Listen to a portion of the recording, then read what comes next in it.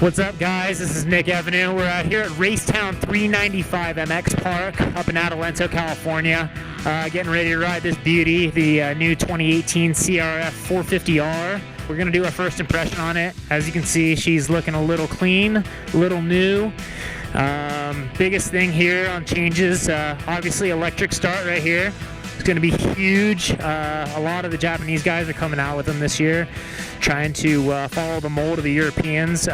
Engine mounts are going to be a little bit different, so going to give you a little bit more stability. And the biggest thing you're going to hear from me on this is going to be the suspension. The springs are a lot heavier on the 2018 as opposed to the 2017. So let's jump on this thing, and I'll give you a play-by-play as I get rolling. Note that you have to pull the clutch in order to get that electric start going. So I'm a washed up pro. You'll notice quite a few mistakes out of me, and I'm 5'8", about 145, 150 pounds, depending on how much bicycling I'm doing lately. So right now about 145. Let's take a lap on this thing and give you guys a rundown of what it feels like.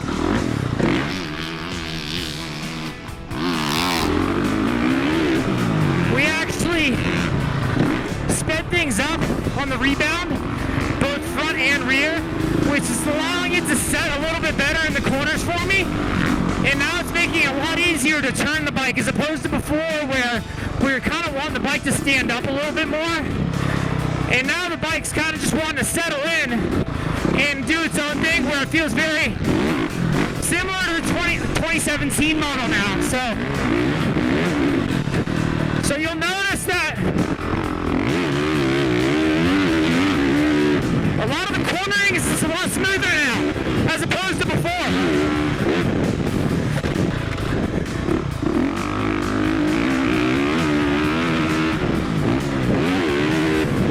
So also a lot more plush feeling too when you hit the base of the jumps with those little settings that we adjusted. And understand that I'm running my sag around 105 to 107. I believe to be exact for a 106 today.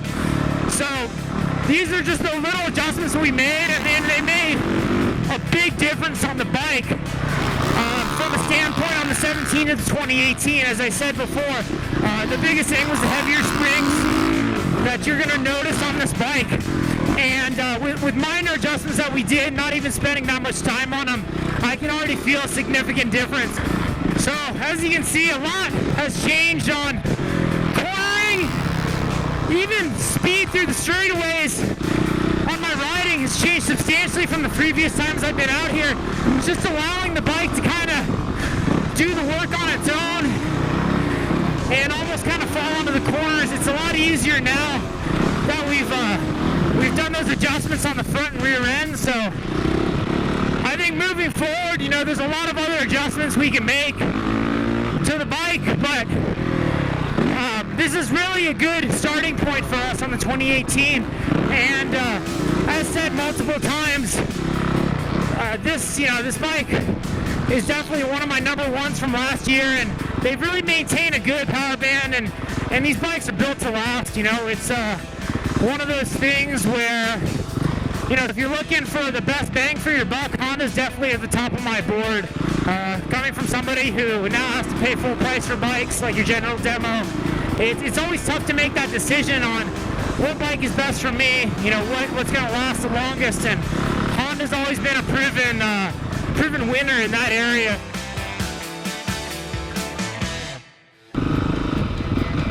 Hey guys, Andrew Orr, Dirt Rider Magazine. Nick Avenue hogged the bike all morning, and I finally get to spin some laps on this thing.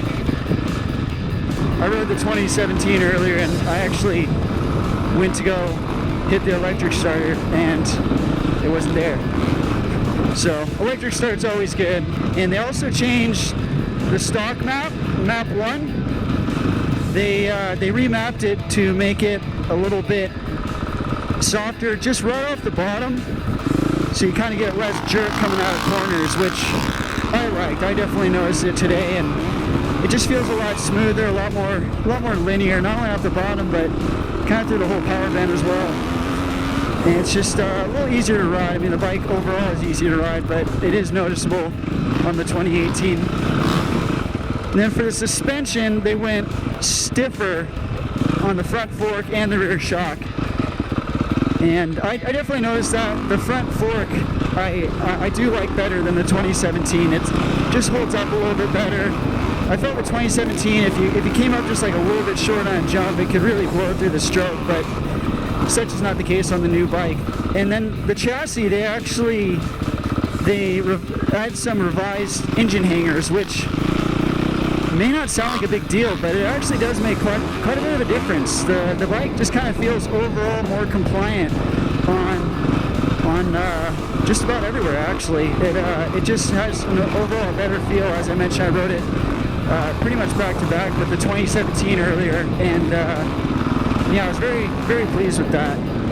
And yeah, everything else is good. It's, you know, the bars, it's the same rental bar bend they've had. It's maybe a little high for me, but once again, I'm not in the target range of body type for this bike. So yeah, that's good.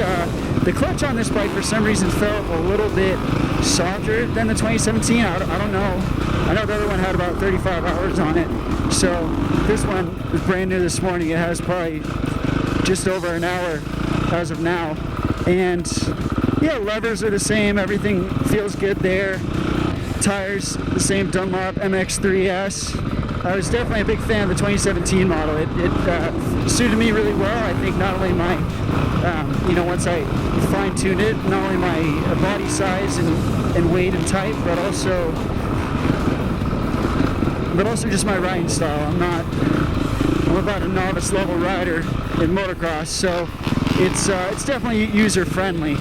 So I think it really does accommodate a novice rider well, which it's difficult to do. It's difficult for any manufacturer to make a bike that, you know, suits everyone. So yeah, overall I'm really pleased with it, and I had a blast riding here today. The track was fun.